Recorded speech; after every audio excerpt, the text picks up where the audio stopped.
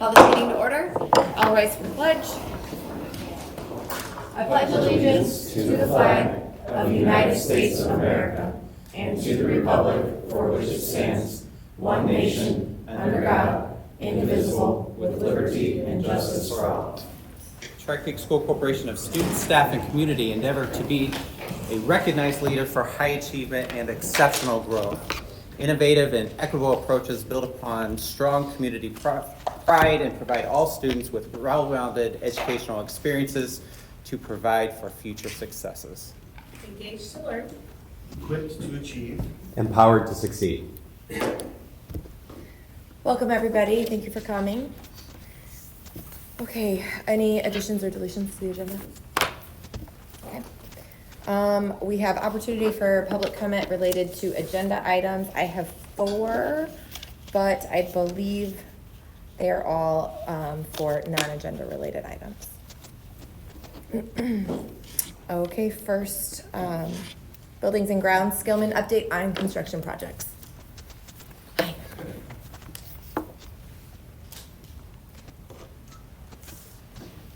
Thank you. Appreciate it, Jay. Give it a quick test run. All right. Good evening. Chris McChesky with the Skillman Corporation, your project manager on site. Give you a quick update on the district-wide construction process here. I do have a few board report copies I could pass out afterwards. In case my eyes fail or my contacts go goofy, I'm going to refer to this. So let's get started. Folks, see there? Okay. The way we have it structured is Lowell High School first, little key plan here. Lowell Middle School, an intermediate, and Lake Prairie Elementary. And as construction continues and more projects are bid, we'll have other additional bullet points on here to add to the whole process. So I am going to use the cheat sheet. It is small. Just because it's at an angle. Get over here. All right. So the high school site. I'd like to start with a few key plans here. The North Star building, and we'll migrate south a little bit into the new administration area and the media center. Full site plan here. Facing north to south, you can see that earthwork has started, and I'll show a few slides here of some demolition of the old North Star, and then we also are progressing nicely with southern sidewalks, more of aggregate base and compaction testing, things of that nature. Also at the high school, we're doing site utilities, undergrounds, main storm piping, electrical piping, conduit, and water. Still at the high school, this is your new administration area here that we're starting to renovate. Metal studs have started, continuing on site work as well. And undergrounds in this area have heavily started as well. As you can see, the equipment out front. And water is being delivered into the building, and electrical conduit as well. So a plethora of overhead mechanicals and undergrounds. That's that stage that we're at. Moving on over to the middle school, there's a key plan. We have it broken down in sections A all the way through E, and I'd like to get into some details on that one really quick. So if you recall this area here, this used to be where we used to have the board meetings, just to my right over here. So we're in the drywall phases, taping, glazing, overhead mechanical, back of the house type stuff, getting the heart to beat in these spaces before we start the finishes. Several of the areas have the restroom finishes going on. So once we continue, we'll get with the staffing and with Jason and say, hey, we're going to need to take over the next phase and just start playing that hopscotch that we're accustomed to playing as schools in session. Same with here. Backing for casework and mechanical still ongoing. So on schedule, we'll have the areas turned over as we discussed in our owner meetings, so progressing nicely. Over at Lake Prairie, Started the overhead trusses. Going to start metal decking here pretty soon. Actually, the metal decking has arrived. We do have a little bit of weather delay there with some snow and ice, but we're removing it and starting to progress really nicely. This one's on schedule as well for the May/June turnover. Start acclimating into the space, moving in furniture, things of that nature. So once the weather clears up, we'll start heavy site work and get everything wrapped up and start the punch list process. So here's some photos here of trusses, the top photo, start decking. We have temporary heat ready in place, temporary enclosures, close up all the windows, button up all the doors, and start working inside. That's a 30,000 view snapshot. Any questions on any of the projects? I'll love to go back and answer whatever. Here's a final shot of the North Star building. It's pretty jarring to see the North Star with the roof completely off. It looks much smaller right now, but it's Yeah, it gonna is. multiply greatly. So. It is. We didn't find any hidden gems or time capsules in here, so Nate, where'd you bury it? I can't tell you. So, undergrounds went well. Putting in the new piping in there for the new restrooms and added capacity. So far, so good. Yeah. Great.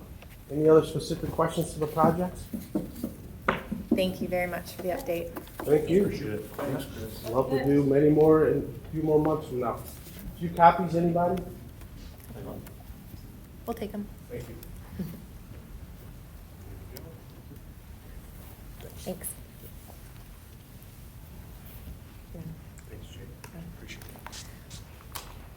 Okay, superintendent report. Yeah, so I have 2 items. One is from the Tri Kappa, and they wrote a thank you note. The ladies of Lowell Tri Kappa would like to thank you for helping us advertise our Breakfast with Santa by sending a flyer to our elementary school parents. We greatly appreciate you and Tri Creek's partnership with the event and spreading Christmas joy. So that's from the Lowell Tri Kappa. And then I want to pass out to you a rundown of all of the donations for last calendar year. And if you flip to the last page, I think you will raise your eyebrows. That's incredible. So $174,149.19 is incredible support from people who've lended their resources to our school district. And that's just a monetary value. That doesn't include the items that were not an actual dollar figure. Wow.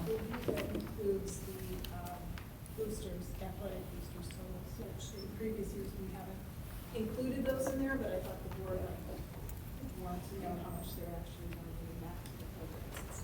Yeah, they're an integral part of the working success of our program, so.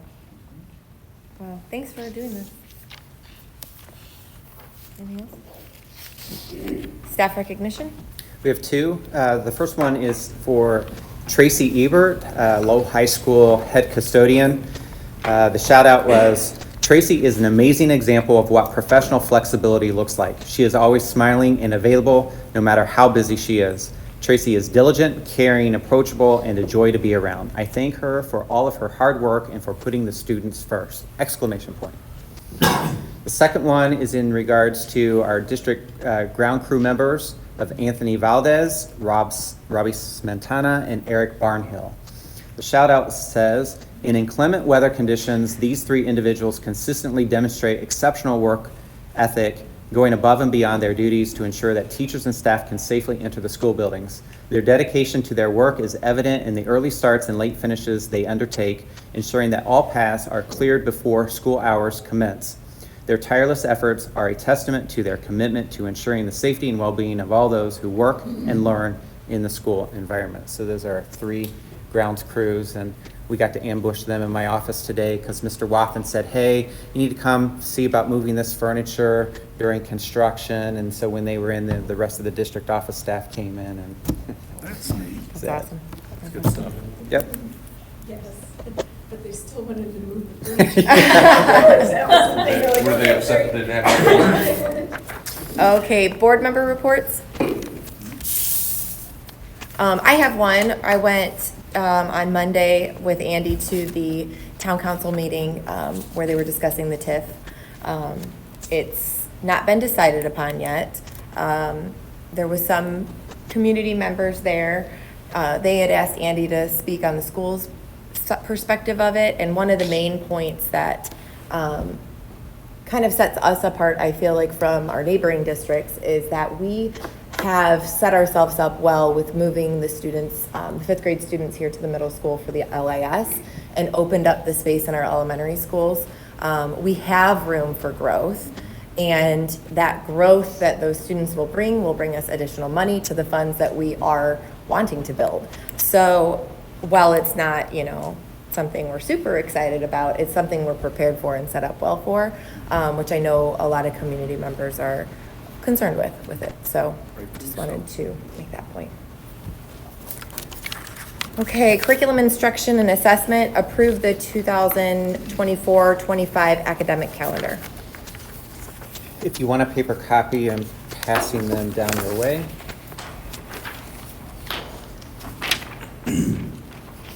Nothing has changed since we last spoke, other than we rearranged some back-to-school nights. We did designate April 18th and April 18th and 21st, so that's Good Friday and the Monday after Easter, as flex days. So with this calendar, the state said, yes, you are on board, you have flexibility. We would have the opportunity to do 5 e-learning days if we had to cancel school for inclement weather. And then if we needed to dip into flex days, then it would be those 2 flex days. So I would hope out of 7 make-up days, we wouldn't need to extend the school year. But those are the major changes since we last spoke. So we're still looking at half days on the first Wednesday of each month, correct? Yep, so some of them are, so there'd be 2-hour early release on the first Wednesday in September. Then on the first Wednesday in October, it's a student half day. In November, the first Wednesday would actually be no school, because that is actually parent conferences. It looks like they're, I don't know how that got overlooked, but staff development is really parent conferences. It says it in November. Oh, great. I looked at January too, it's November. Yeah, I'm looking right next door to it. Yeah. Okay. Then the first Wednesday in December is a 2-hour early release. January 8th is a 2-hour early dismissal. February 5th would be a half day. March 5th, early dismissal. April 2nd, early dismissal, and May 7th, early dismissal. What's the time difference between a half a day and a 2-hour early release? So half a day, we would go 3 hours in the morning, no lunch, kids go home. Early dismissal is 2 hours taken off from the end of the day, so we serve lunch, then kids go home. On the back side, it has the exact times Okay. for half day in an early release. I will tell you, there was discussion about the March early release day because of potential SAT testing, as well as May 7th for AP testing, but on some email back and forth, we believe there are solutions to address that. And the last day is the 30th. Yeah. The only other item is there was rumor that there could be a teacher that would be presenting at the state fair on the first employment day of August 9th, and we'll cross that bridge when we get to it. Okay. Do I have a motion in a second? I'll make a motion to accept the 24-25 school year calendar. I'll second. Any discussion about this? Yeah, I would like to point out on the second side, the elongated school day for Lowell High School, Lowell Intermediate, and Lowell Middle School by 15 minutes. Just to recap, it really doesn't change bus scheduling and actually fixes a systems issue where kids are getting out before their buses get here. And this is what actually provides us with the flexibility to do what we're doing with the early release and the half days and the e-learning days. We were extending the elementaries by 15 minutes? We are not. Okay. So They're no, over their hours already. right? they're already over their Is- hours, yeah. I understand there's two different times. Yep, so elementary students have a minimum of 5 hours a day and secondary 6 hours a day. About a month ago, one of our PTO presidents, Robin Powell, reached out to me asking about the calendar. And she did note that these half days every month might work out really well for them to use for the restaurant fundraisers. Because the students will need to be going to get lunch after school or whatever, and it might be a good boost for that. So that was a good positive thing to hear about it while we were trying to figure out what to do with And that. plus it remedies some of the bus issues. That was a big thing. Yep. Any more further discussion? Okay. We will continue voting by raise of hand. So all in favor, raise your hand. All opposed? That's all in favor. Motion passes. Item 2, iLearn assessment update. Kevin? Good evening, guys. This is informative for the sake of the board. It's an accompaniment to the academic data year in review that I provided to start off our school year back in September. Since that time, we were able to preview some of the changes that were coming down the pipeline. We've been doing our part, whether in grade level team meetings, faculty meetings, or even just with small departments, to kind of keep everybody apprised of what's happening at the state level, how that impacts, especially a lot of the things that happened in the summer of 2023, what that looks like not only for this year, as we plan for the next couple of years ahead. I have to applaud the Department of Education. They give a wealth of knowledge every Friday in the superintendent update. However, it is a fire hose of information.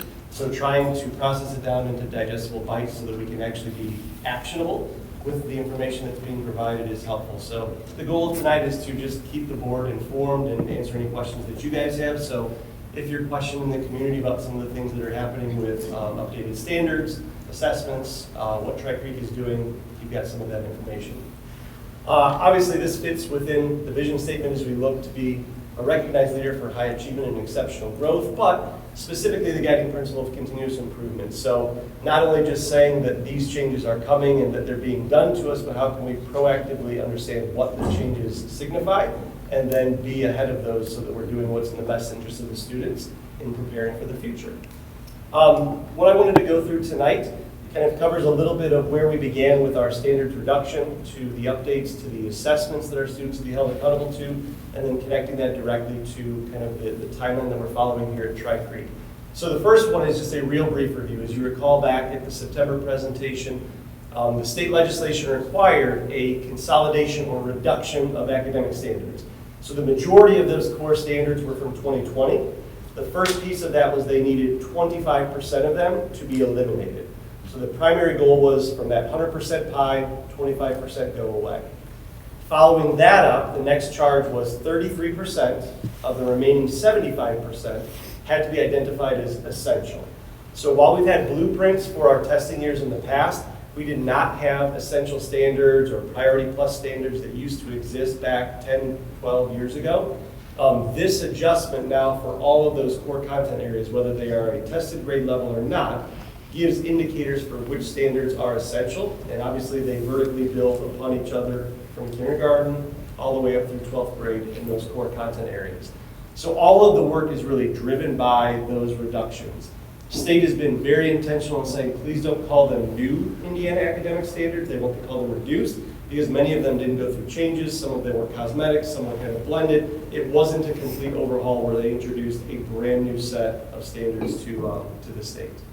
So, shifting from there, it's then what will we then be held accountable to with these new standards? These slides come from the Department of Education, talk to a little bit of the major assessment redesign that's happening with iLearn. So iLearn is given in grades 3 through 8 in math and ELA. It's given in grades 4 and 6 for science. And then up when we get to the high school level, there's an iLearn biology assessment for any student that's enrolled in that biology class, regardless of what grade that they are in. The redesign of iLearn that we're speaking to specifically here is for grades 3 through 8. So we're going to call it the through-year assessment. Still has the same title of iLearn, but the way in which we will assess throughout the course of the year and eventually at the end of the year, that's what's going through the biggest shift in the design there.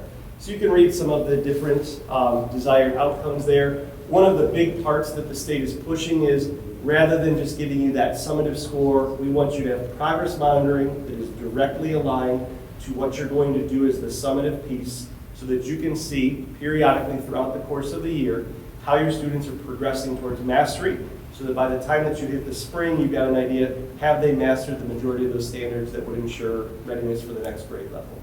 That's kind of a summary of a lot of those boxes. This spreadsheet here shows you exactly when those new academic standards will be assessed. So if you turn your attention to the middle three, that's your iLearn Math, iLearn, ELA, Social Studies in grade 5.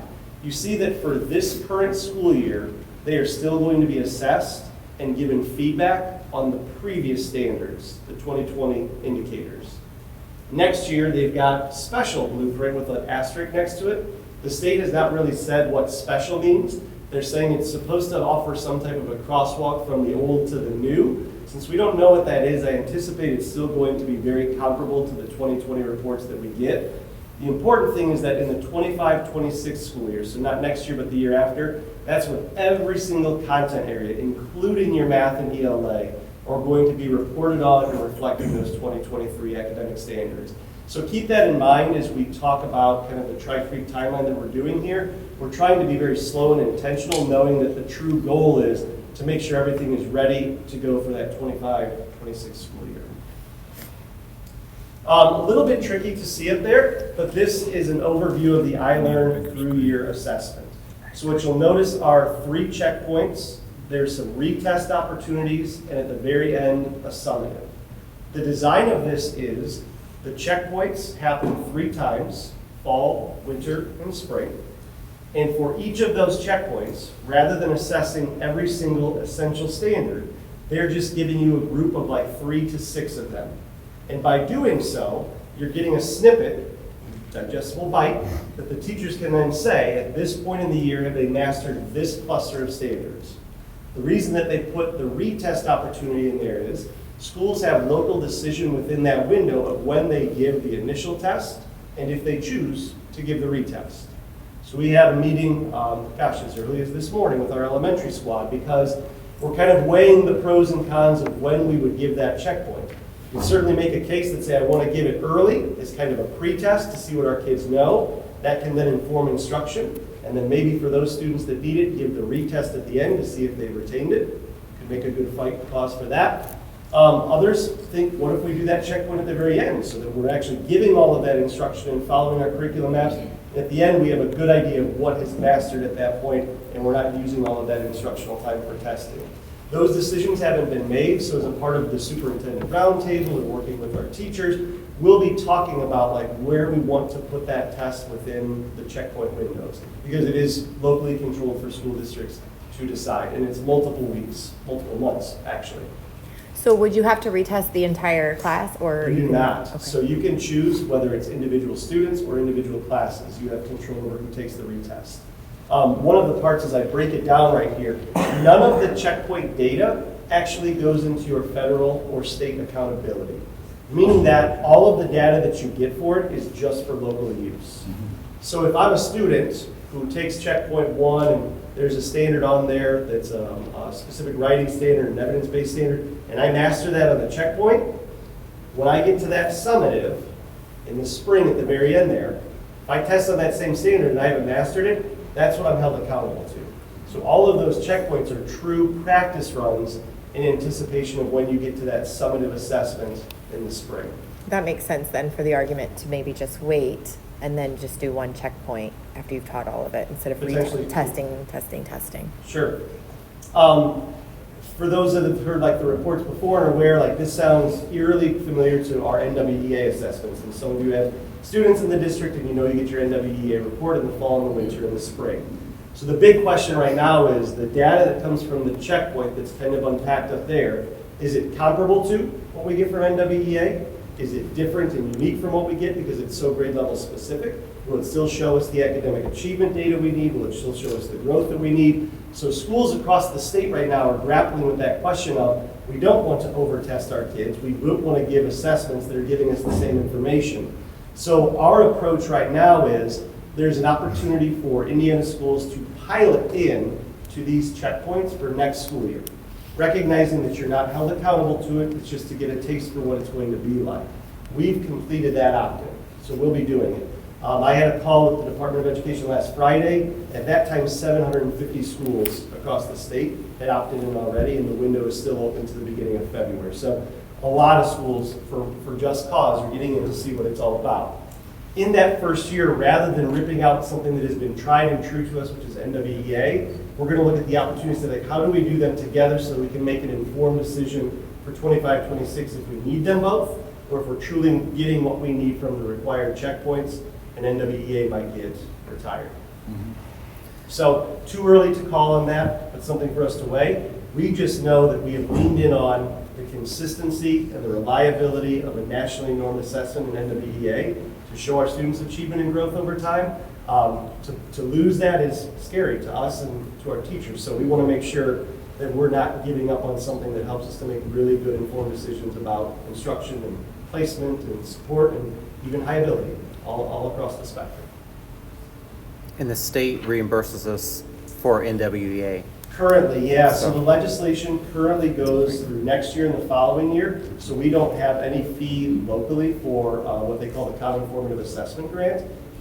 We know that we could still get those funds next year and the following year. It doesn't sound like those are going to be offered to school districts beginning in the 26-27 year. So we have to make some local decisions. You guys will have this presentation. I know it's really tricky to see up there. That's just the unpacked version of the summative assessment. One of the big goals that's from this is they really wanted to shorten the testing window. So for those of you that have kids that have taken iLearn, you know it's a multi-day experience for both ELA and math. Each of the checkpoints is only 20 to 25 questions. They're estimating like 30 to 40 minutes is what they're telling us right now. Get a better feel for that next year.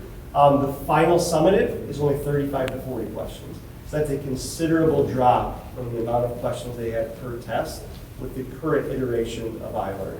So by doing it throughout the course of the year with progress monitoring checks, you're able to shorten up what that summative assessment is at the end. Writing component will still be there for our students, performance tasks, so those are still considered and linked to those essential standards. If they pass on the checkpoints, do they get a pass on the They do not. summative? So that's kind of what I was saying at the beginning, is that it's truly for local use only. The reason for that is they're looking for retention. So like just because you mastered it at the beginning of the quarter, we want to make sure that you've maintained that and retained it by the time you get to the summative. I do have something of a spreadsheet I want to show to you guys that's been used with the educators. It gives us a little bit of guidance of like when those checkpoints happen, what specific standards are being assessed. That's kind of helping us with our planning right now. So if we look very quickly, microscopic up there, I'll try to blow it up a little bit. From an instructional planning standpoint, here is your indicator from the new standard. You'll notice it's in gray and has an E in parentheses as an essential standard, indicated in this column as well. You then see at the top here each of your 3 checkpoints. So I know that this standard will be assessed in checkpoint 1, checkpoint 2, will not be assessed in checkpoint 3, but they will show up on the summative assessment again. So from a teaching and planning standpoint, as we look at curriculum maps, thinking about these grades 3 through 8 classes, if the state is saying that we're logically clustering these standards into these 3 windows, it asks us to say, well, where do those fall in our maps right now? Are we teaching them in a similar sequence? Do we see a reason why they potentially put that earlier rather than later? So rather than just upending the apple cart saying we're doing this, we're kind of in that seek to understand process right now of how does this reflect our actual scope and sequence of our courses, what modifications might we make so that we're maybe either better aligned to that or better leveraging these so that they are an assessment to see if students have mastered that content. So that's kind of just the seek to understand portion that we're in right now.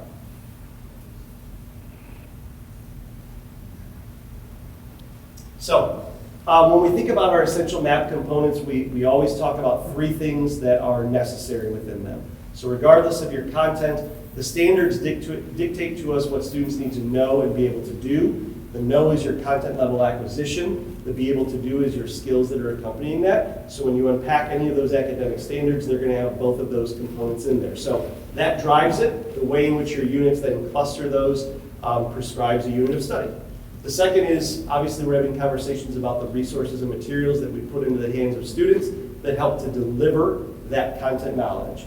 Right now, we still don't have the list of high-quality vetted materials that I've been teasing with you guys from the state. We're hearing that maybe ELA and math might come out as early as February rather than March. I can say that, and I won't use the vendor names, 2 vendors have reached out to me saying, we're so proud to announce that we've been approved on the list. You can now purchase us. To which my response was, there is no published list yet. Would you care to share that with me? And they don't write back to that. So they know it. They've got the list, but it's not public at this time.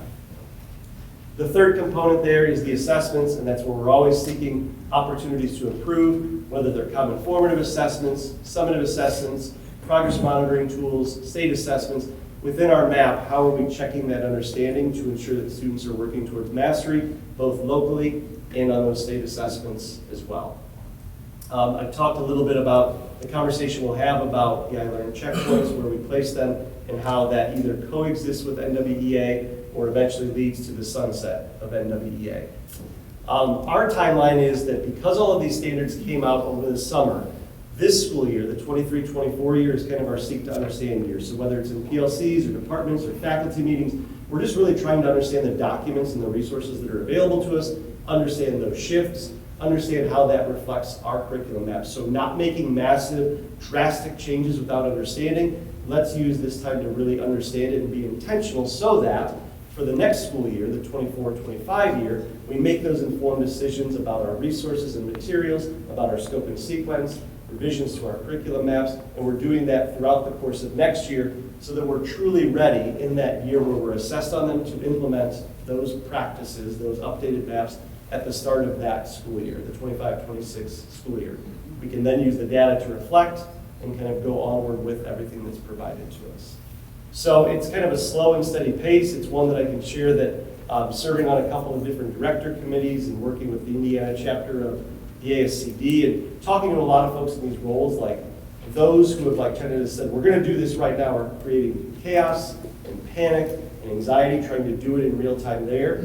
I very much believe in this process of going slow and really understanding what you're going to do and why you're going to do it before you just make massive overhauls to your maps and to your curriculum. So it's going to prime us to be very prepared for that 25-26 year when we're truly held accountable to that with the assessments when they're fully implemented. Sounds good. So it's been a long time since I taught, but there was one difference because I taught in Indiana schools and I taught in Virginia schools. And when I started in Indiana, you had your printed off packet of all of the indicators and standards, and that was what you basically utilized and taught from. Once I got to Virginia, they had their Department of Education site that you could get everything from. The school district I was at, my second year, put all those tabs on our computers so that they were easy to access, that it was just right there. I didn't have to type it in. I didn't have to search on Google, none of it. I just could click on whichever resource tab. Do we have that set up on our computers for our teachers? So Indiana has done this exceptionally well. So what I have pulled up right here is the 8th grade standards. So I remember like you do, we used to get a big thick red book, and you flip through your red book and that would have all your standards, right? So now all of this is a Google Doc. And what's beautiful about this is for the 8th grade level, I see the full collection of all of those standards. Again, those that are essential are highlighted in gray with the E there. But what they've done really nice workaround is each of those indicators is clickable. And when I open one of those, it takes me to what they're calling the framework. The framework is a true unpacking of that standard. So you have the learning outcome at the top and the standard language itself. But most importantly there, when I was talking about the key elements of your curriculum, like what do students need to know? For this ELA one, that's your academic vocabulary. You need to know in the standard what it means to analyze, to be explicit, to make an inference, to have textual evidence. Like if you don't know what those things are, you cannot do with them. So those evidence statements to the left are the skills that they need to be able to do. So when we have conversations and looking at the map and in the instruction, oftentimes you'll hear, well, gosh, we never hit the depth and complexity of what that standard actually asked of the kids. Because it's unpacked in these beautiful frameworks, you can really understand the level of complexity and application of which they're supposed to use that content knowledge to do something with it. So these are what we lean into and continue to share, whether they're department meetings, PLCs, curriculum mapping sessions. All of these are created and accessible to our teachers so that we don't have to try to recreate that, or like in the old days where you had to unpack it yourself and create this document. All of that is done for you. While I always go to these two, they offer some good clarification statements, which is nice for student goal setting and teacher goal setting, learning goals targets. I love the vertical articulation of here's what that standard looked like back in 7th grade, here's how it's going to evolve up in 9th and 10th grade, and they're continuing to evolve these links of IDOE vetted resources of, gosh, we don't have something in our curriculum or in our supplemental materials that teaches this well. Here are some resources that might guide me to something that I can use for intentional instruction and maybe even assessment if I'm just looking at that skill specifically. They then link your assessment considerations, and you can see that there's even more coming for interdisciplinary skills, literacy across the curriculum. So they're really, this has been done well by Indiana. So then is this like a accessible tab on the staff's tech computers and things? Can I just like It would be open more up like my a computer? bookmark. It would be more like a bookmark, but it certainly Yeah, could be I something. can do that. Jay has the magic ability to put anything we want on there. So if we had a staff hub, that way you didn't even have to go to the DOE website. Right, yeah. You could do that. All of these just require a username login, put our Google credentials through Tri-Creek, gets everybody in. Mhm. But yes, you could absolutely have that as a landing page. I just remember I was so grateful when they did that because you didn't have to go through that extra step. You could just click on it and you were there, so. Sure. Anything? Thank you, it's a good presentation. Thank you. Yeah, thank you. Are you going to email that to us? Happy to. Okay, safety and security, safety initiative update presentation. Ms. Stacy Heems.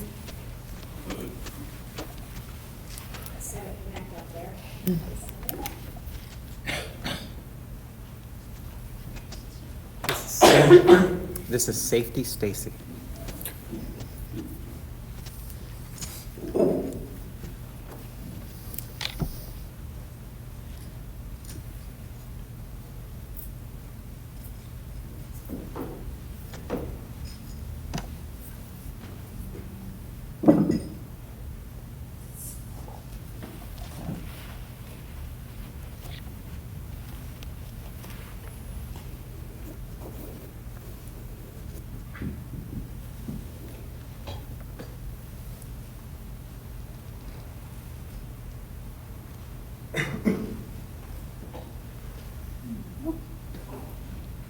I don't remember if I showed you guys the last time we talked about the night locks, so I just wanted to pass this out first so you guys could look at it.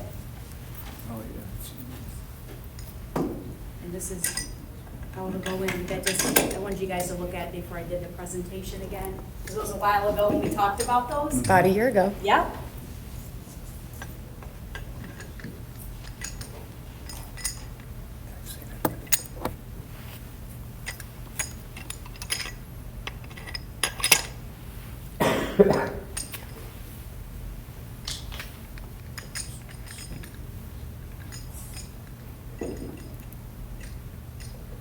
So I'm just going to talk about a couple enhancements that we have implemented in Tri-Creek School District. The first thing was in October of 2022, we did an MOU, a 3-year MOU with Sandy Hook, which has been amazing. Since we implemented that on 10/17 of 2022, we've received 76 tips that have come into both our teams between the high school and the middle school. We actually received another one today, so that number is now 77. Most of the tips come in on a Tuesday, and looking at our statistics, the most frequent call times are during school hours, with the highest number being reported at 11 a.m. Most of the tips are reported through our web browsers, so the students are using their laptops or their iPads. And second would be they're using their cell phones with their mobile browser. These were the top 5 tips Some of these, so we could have an incident where we have several students that are reporting it, which could put that number higher, but these were the 5 tip, the highest numbers that Sandy Hook gave us. Number 1 being harassment, intimidation. Number 2 being cutting, self-harm. 3, bullying, cyberbullying. 4, inappropriate relationship. And 5, drug use and distribution. And again, I just want to say we're in a 3-year MOU contract with Sandy Hook. We have another year. This has been a great add-on to our school district. It gives kids the opportunity to report things anonymously, a safe place for them to do that. We had our end of the year report with Sandy Hook. I had to meet with one of our, the advisors that's in charge of our school district. The high school received an A+ along with the middle school. Their time response, Sandy Hook was very impressed with. From the time that a student reported it to when they actually opened up their device to look at the tip, respond back to the crisis center, let them know we're taking care of it because they're waiting for us to respond, was excellent. They did a great job. They've closed out all of their tips. They've either contacted parents, they've talked to students, like they followed through the whole tip. So I do want to make sure that you guys are aware they've done an excellent job taking care of that. Because you can implement things, but you got to follow up on it, and they've done a great job. The next thing I'd like to talk about is our part-time SRO program that is part of our grant and part of the school district. And this was our 2nd year implementing it. This year it's really gotten off the ground. We have SROs almost 5 days a week in all of our elementary schools. The first picture you see is actually a Lake County Sheriff's deputy. We do not contract them, but we have a good partnership with Lake County, and they walk through our schools almost daily, which is great. And in that first picture, they were taking a picture with the kids. It was Dress for Success. These two little guys wanted to be a police officer, and so the deputy took a picture with them. The next picture is one of our Lowell PD officers. And as you can see, they do all kinds of things. They're out at recess. They're there for, arrival. They're in the lunchroom. They actually have a reading program. They go in the classrooms and read. They started a junior deputy program last year where kids that are doing really well can turn in their rewards that they get, and they can be a junior deputy for the day with the officer. So a lot of great things. They're building great relationships in our schools. I'm hoping that this also helps our community, because the more the officers get to know the students know them. It's a climate change. Hopefully they respond maybe to one of their houses for something. Those kids know that they're a good person coming to the house, and that's the goal. And then obviously having them be a presence in our school, safety for our students. There's some more pictures of them in the classroom. The kids love them. Like I said, very, very, very proud of the program. I think that the guys are doing a great job. So the night locks, I just passed around the night locks. Right now we have installed all of the night locks at the high school. On all the classroom doors. We'll come back around, and we have picked locations for lockdown locations for like office staff. Our cafeteria people will have a lockdown area. And people have asked, why did you start at the high school? Because people always think about younger kids. The reason we started at the high school is when we did our active shooter training, staff brought up some really good points. When we were in the classrooms and they were trying to barricade, furniture would hit the crash bars. Most of the classrooms at the high school are like the crash bars there. So when you're in a hurry and you're trying to shove things to barricade that door and you hit the crash bar, the doors were popping open. So we felt like that was a very valid point, and probably usually high schools are more high at risk. We should start with the high school. So that's going along great. They're being installed. They look great. They're like level. One of the things I want to say is they're level. They actually did a template so that every door, that metal panel that you see has to be taken off. And then they have a template that actually goes up to the door, measures where all the holes are at, so it's the same in every classroom. Our next step is going to be training all of the staff and the students at the high school Our first responders will be trained as well. Our police department's going to help train all of them. Anybody that responds to our school needs to know that we have these devices, so we have to let the sheriff's department know, responding agencies that would come if something happened in our district. So, so that will be our next steps, and we're very excited about that.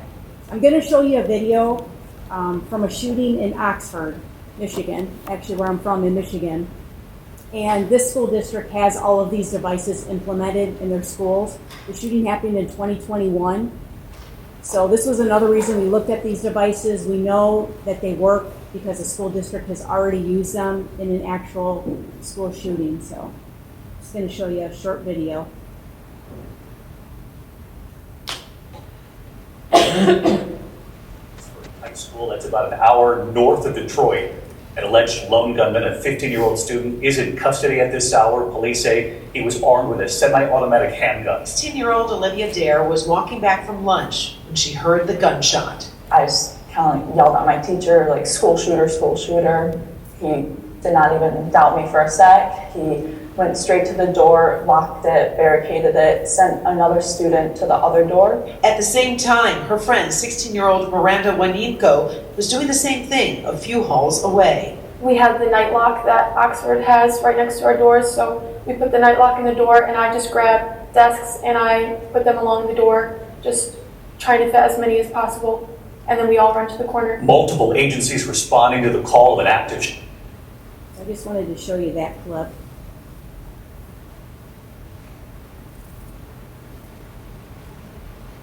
This one here is an actual police department. It's not really one of our Tri-Creek doors, so just so you know, we didn't damage a door doing this video. But this video will actually show you they tested it and the impact that it can take, which I think is pretty impressive.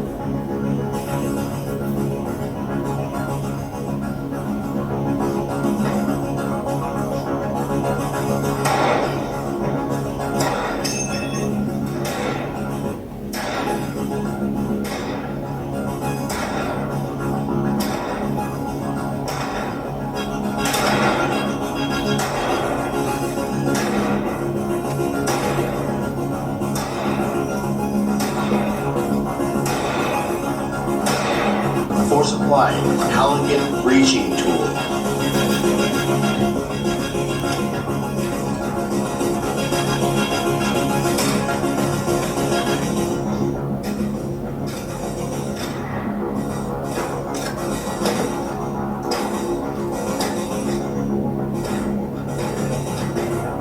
So they were not able to get that door open. In our school district, all teachers lock with their, teach with their doors locked. So that's one layer of safety, but this is another one, an added one. You can't have too many layers of safety. We still will barricade another layer.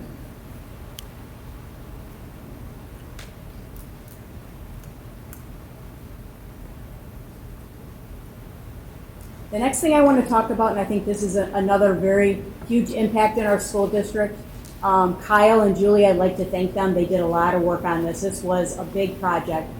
On July 1st of 2025, school districts are going to need to start looking at having behavioral threat assessment teams in all of their schools, each school individually. This is huge. We are already way ahead of a lot of schools. And again, this was a lot of work. They reached out to other school districts. We did Google Meets. They found out what kind of paperwork they were doing, how they managed different situations, and put a lot of hours into this, as well as our counselors, to come up with these teams in our district. All 5 schools have teams, and we call it BTAM. It's Behavioral Threat Assessment Management. And what it does is it assesses and manages potentially dangerous or violent situations. They are multidisciplinary teams, so there's never just one person making a decision. This is more than just one person. Usually you're going to have an admin, a mental health, SRO, safety and security coordinator. No one person should bear the responsibility for this process, and that was one of the things we really learned when we went through this training, is that not one person makes this decision. It's a team decision. And follow the tree diagram process. Kyle and Julie did a great job. They made a diagram for us to follow. This kind of gives you a little bit what it looks like. I know it's kind of small, but what it shows is you have a potential threat that a student or staff member came and brought to you. This gives us a chart to look at and somewhere to start. And depending on answers and how things are, this lets us know where we're going to go at in this assessment.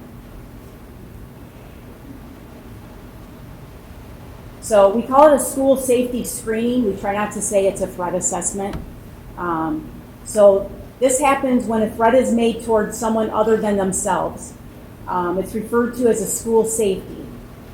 This is a screening tool, and it's used to determine if a credible threat exists. So you're either going to have two outcomes. There's not going to be a credible threat, or there's a possibility that there is a threat. Anytime there's even a little bit that we think this could be a threat, we're going to a full assessment. We're not even going to think that, oh, maybe it's not, it is. If there's any doubt, we automatically go to a full threat assessment. If a student expresses self-harm or suicidal ideation, that is called a personal safety assessment or a personal safety screening. And that's what would happen if somebody has any suicidal ideations or they're going to harm themselves. And that one also, again, is always going to be two people. Usually an admin or a mental health provider is going to sit in on that screening. And then we have a list of guiding questions that we will ask this person that helps us go through this screening process. And it is very, very in-depth. It's not something we just sit down with and we're done in 5 minutes.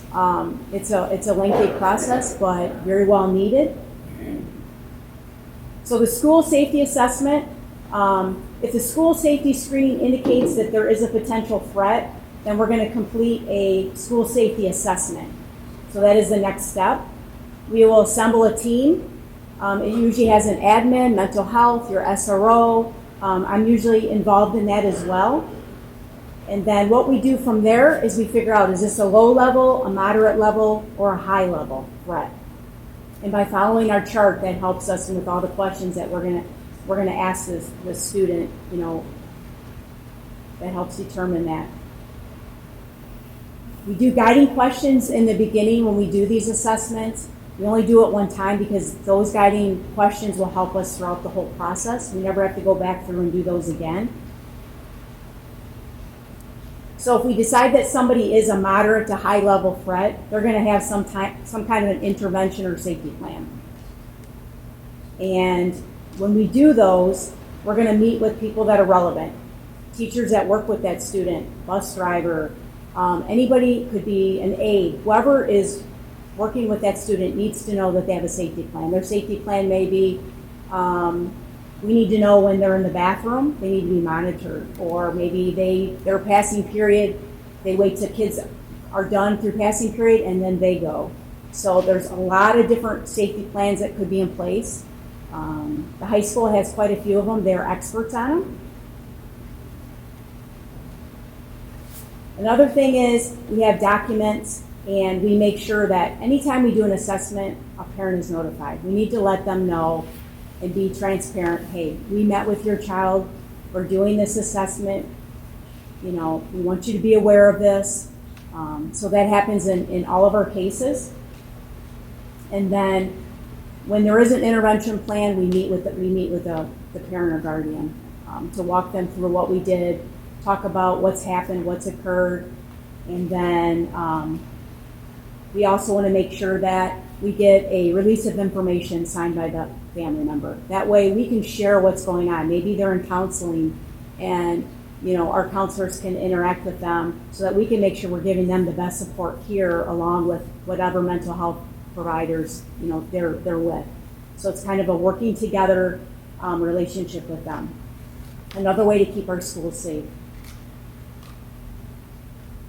So the Tri-Creek Personal Safety Screening, this one is when it's either initiated by an employee or another student will say, I'm worried about this student. I'm worried that they're going to harm themselves, or maybe they've seen them cutting themselves, or they see marks on them.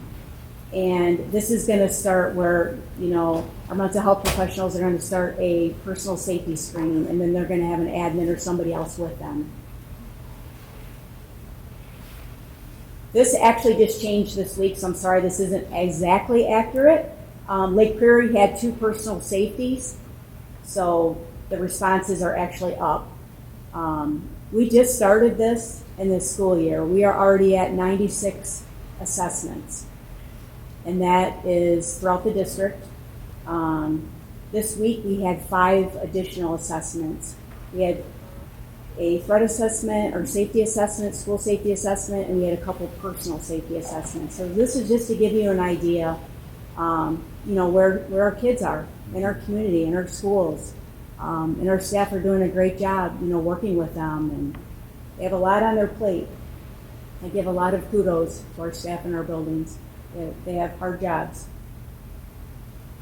And again, this is just showing you how many personal safety screenings we did, 68. That number this week went up.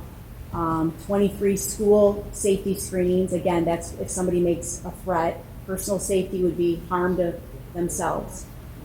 And so that number now is 96 instead of 91. I wanted to share that with you. These are some great things that we're doing in our school district. It all falls under safety, you know, to help our students in our community.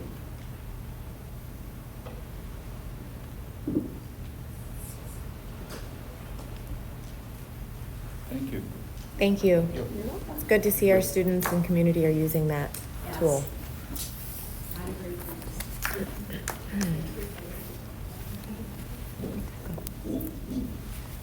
Oh, right. We'll wait.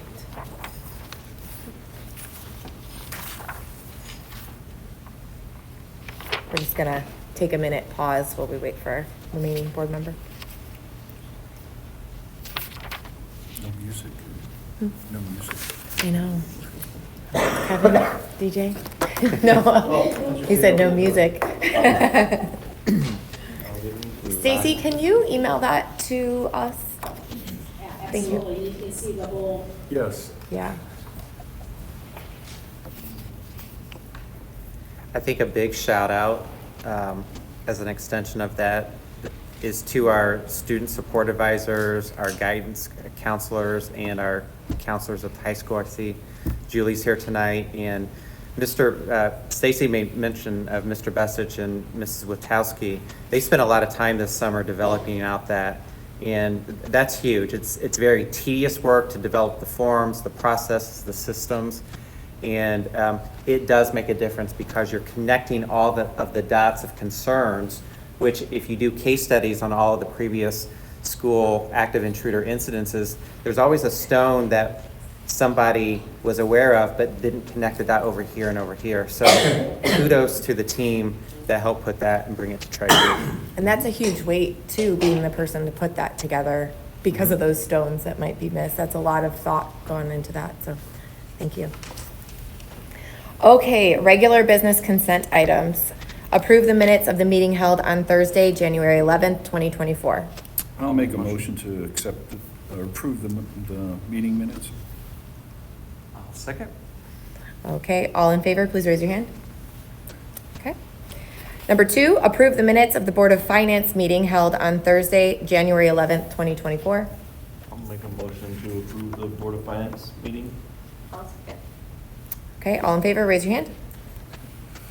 Okay.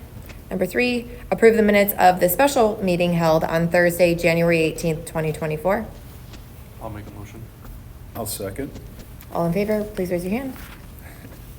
Okay. Personnel, approve the personnel report dated Thursday, January 25th, 2024.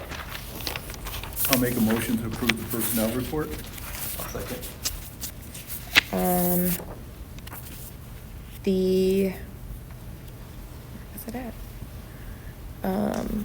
The hiring of Jeffrey Scott for Lowell High School biology teacher, is that a certified or position, do we know? It's a certified position, Well, but teacher. the candidate is not fully certified. Okay. But they're working on it. Has a degree and has a temporary license. Oh. We're working on getting a temporary license. Okay. Well, that's good. Okay, any other questions or discussion? All in favor, please raise your hand. Okay. Number 2, approve the request from Mrs. Brandy Muha, principal at Oak Hill Elementary School, to transfer 30 sick days from her balance of transferable sick days beginning February 27th, 2024. I'll make a motion to approve her request. I'll second. Did you want to, do we need to explain what we're doing here? Or no? Dana, if you want to speak a little bit to the process. Sure. Starting with backing up to negotiations. Originally, the administrators and the certified teachers had a sick leave bank together. During negotiations, we separated that out, so administrators came out of that sick leave bank, and it became only a certified teacher sick leave bank according to the contract. In the administrative handbook, we included language there so that an administrator who needed or fully expended their time that they had on bank, or if they're in need of more time, sometimes we've got new administrators that come on, they've left a lot of time sitting there waiting to be transferred in from their previous employer, which they can only bring in 3 days a year after their first year of employment here. So we added language to the administrative handbook to take the place of that sick leave bank that we had, to petition the board to transfer in if they had those days on bank from the previous, should the need arise.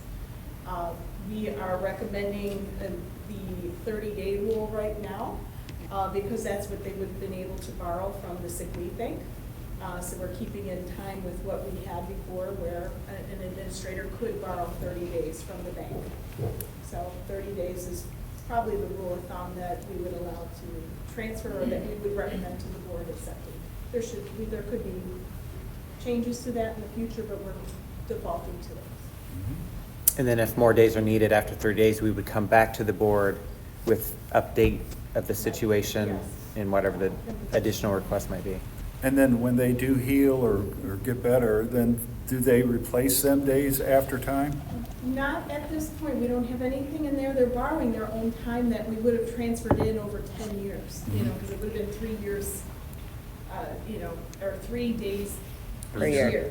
So it would have been, so rather than that, not at this time. We're not recommending a policy to you. Okay. Okay.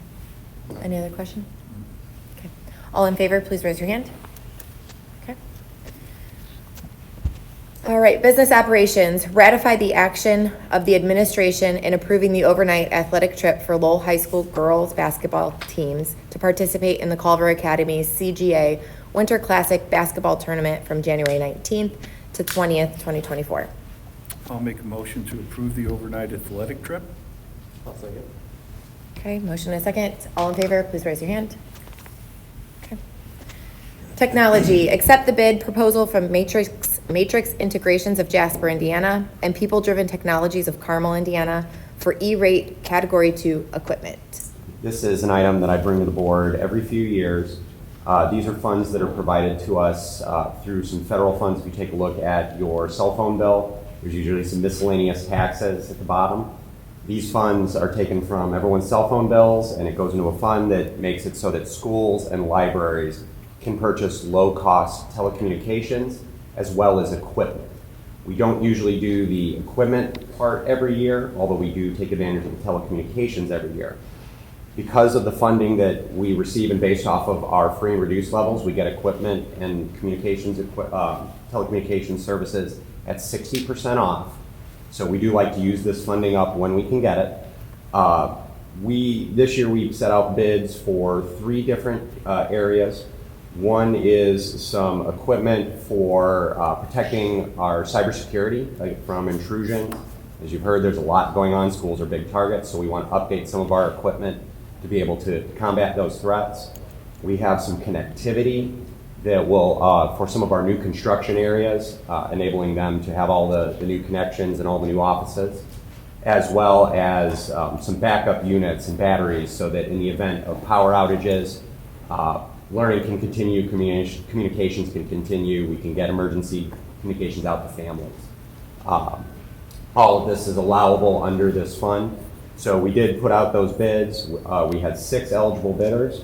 Of those, Matrix had, for 2 of the projects, had the lowest bids. People Driven had the 3rd. We've worked with both of these companies in the past. They always do a great job for us, so I'm very confident they're going to do a great job on this project as well. And so I would recommend the board take these bids as presented. Well, my phone bill just went up $4 per phone, I found out today. So I'm happy to know that some of that goes somewhere useful for schools. Makes you feel a little better. It does, yeah. No, I'm not so upset. Okay, do I have a motion in a second? I'll make a motion. I'll say it. Any questions, discussion? Okay, all in favor, please raise your hand.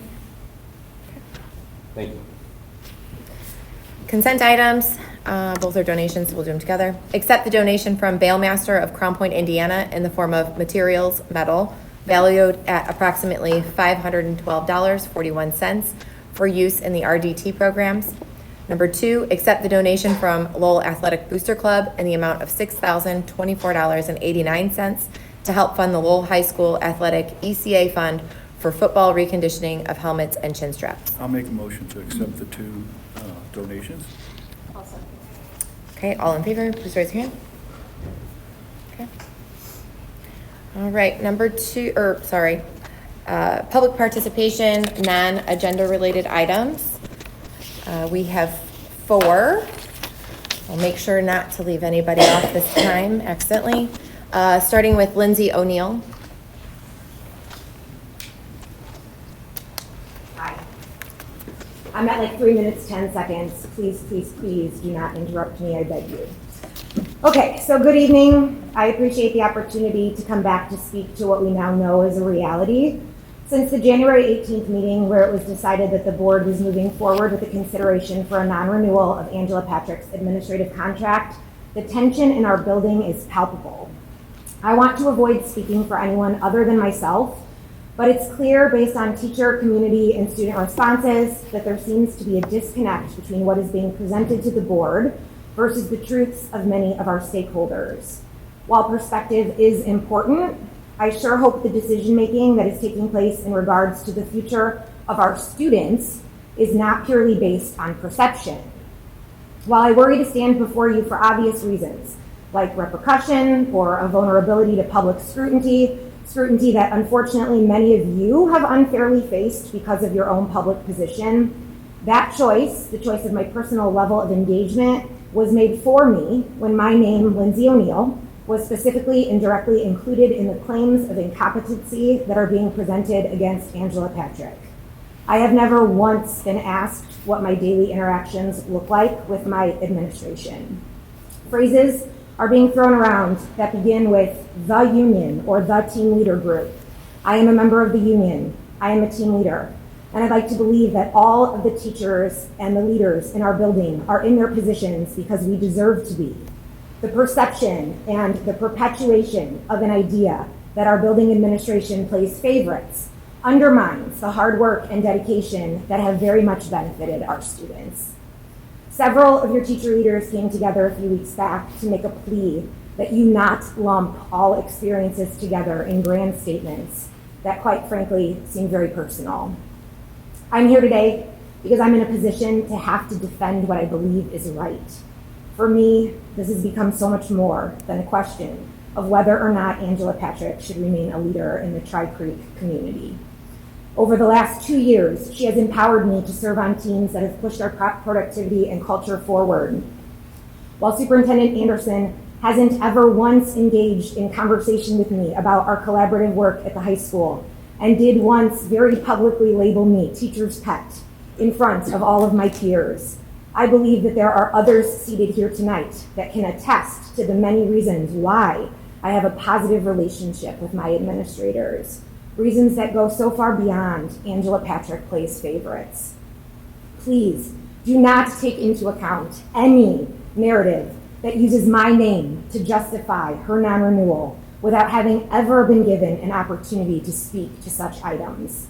I would be happy to sit in a room with any or all of you and discuss why I believe we're here today and how we got here. I understand the need for confidentiality I don't quite understand the need to include groups of people in specific names without allowing those groups or individuals an opportunity to share their own experiences. I wholeheartedly appreciate the complexities of this situation, and I want to express my sincere gratitude for the work that the board is doing to ensure that our organization has checks and balances. And I'm hopeful that as you prepare to vote, you're careful with handling claims that have not been delivered directly by the people involved. Thank you.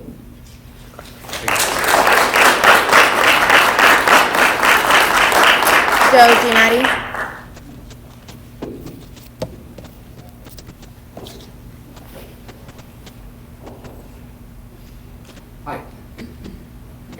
I'm here to comment on the possible non-renewal of an administrator's contract, and I'd like to thank you for your time this evening. The situation began over a year ago when central office received reports from high school teachers that disparaged our building administration. I know that as board members and administrators, you take more than your fair share of heat. I'm sure that you've read or heard allegations that must make you wonder, where could this possibly have come from? That is how I feel when I hear that Mrs. Patrick lacks empathy and leadership skills. I urge you to think about the sources that have perpetuated this campaign against her. I read a post online last week from a graduate who claimed that Mrs. Patrick expelled her from school for correcting someone as to how to pronounce her name. I think that we can all agree that allegation is ridiculous. Context matters. In addition, after our meeting in the auditorium last year when the principals were made to apologize to staff, I had a teacher walk up to me and tell me that just because I don't experience Mrs. Patrick's supposed lack of empathy doesn't mean that others don't. But the example that the teacher used had nothing to do with empathy. Context matters. I've read comments online from disgruntled former LHS teachers who did not receive good evaluations. I know these teachers. Shouldn't Mrs. Patrick ensure that only highly effective teachers stand in front of our kids? Shouldn't a highly effective rating mean something to those who receive them? Context matters. I'd also like to point out that Mrs. Patrick has had a minuscule hiring pool from which to choose. When I applied to teach at Tri Creek in 1997, there were over 150 applicants for my job. Last year, with 2 English openings, we had 4 total applicants. Clearly, the state of Indiana has turned college students off to the teaching profession. I contend that Mrs. Patrick has been forced to take actions that previous principals, working in better conditions with larger applicant pools and competitive salaries with neighboring districts, did not have to take. In education, we must look in the mirror on a daily basis. Teachers must reflect upon their practices because our product is the most cherished product in the world. Our product is a kid. Empathy for teachers is absolutely important, but at some point, our students must rise above our refusal to use that empathy to positively improve our practice. The teachers and the students that have thrown public barbs at this administrative team have yet to show up to a board meeting and put their name to their complaint. But our administration supporters have been here. We've been here for 3 weeks.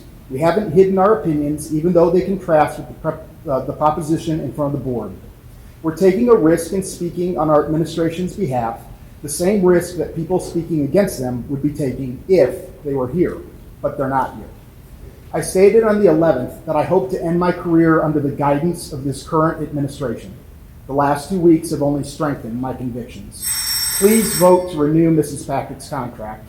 Our building is broken, and it will take years to heal without her. Thank you for your time.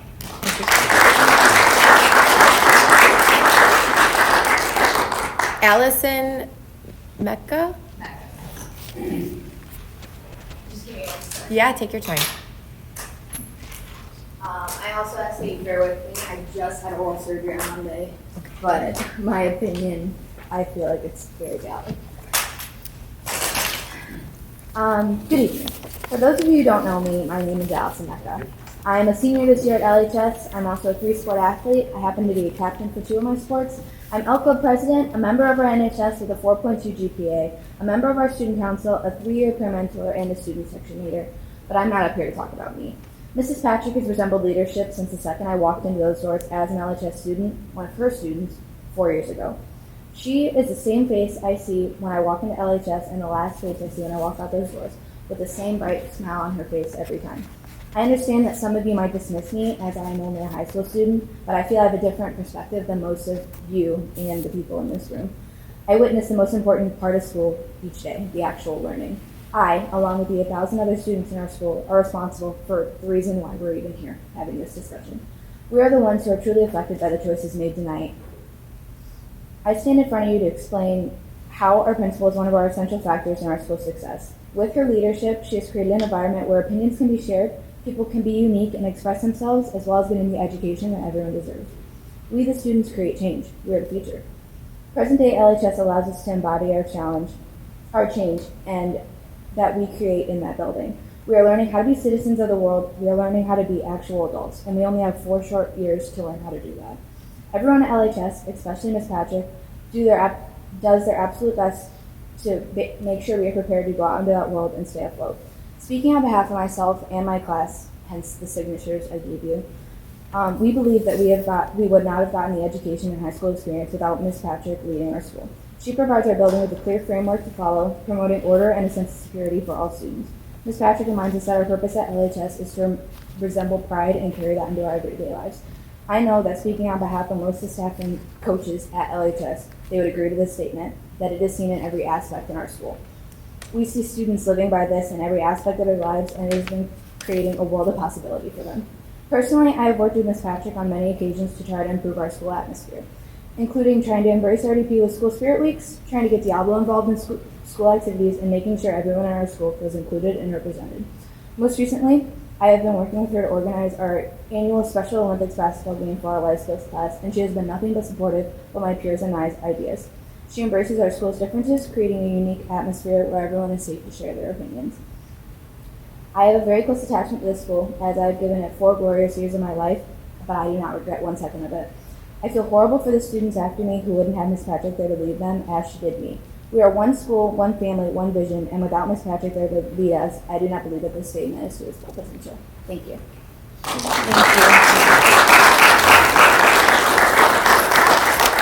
I'm continually impressed with the high school students that come to speak to us, and that stays true today for you that are being active and involved here as well. So I appreciate that. Our last speaker is Carmela Graben.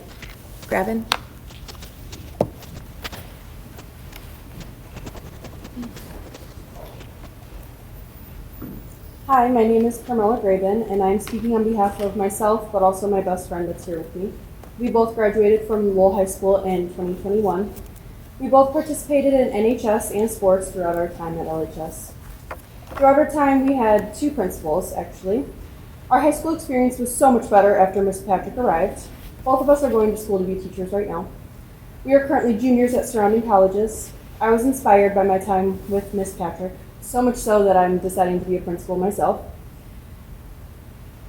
Her passion and care for students is like no other, and she encouraged both of us to pursue our dreams. Our senior year was magical. Mrs. Patrick worked with us in various ways to provide all of the senior activities that come with being a senior. She always found a way to incorporate our ideas and create the best possible outcome for us. My friend has an older sister who graduated from Lowell 6 years before us, and she was impressed, maybe even jealous, with my experience compared to hers. The impact she made at our time in the school was unforgettable. I am certain that our experience would have been a lot less impactful without Ms. Patrick there. As a future educator, I can say wholeheartedly that Ms. Patrick would be the leader I would want. I truly hope this decision is thought through with the future of students and teachers in mind. Thank you.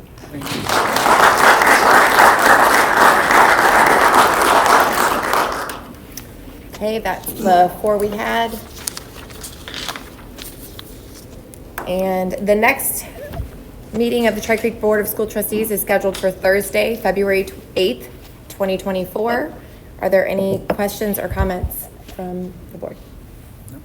Okay, meeting is adjourned.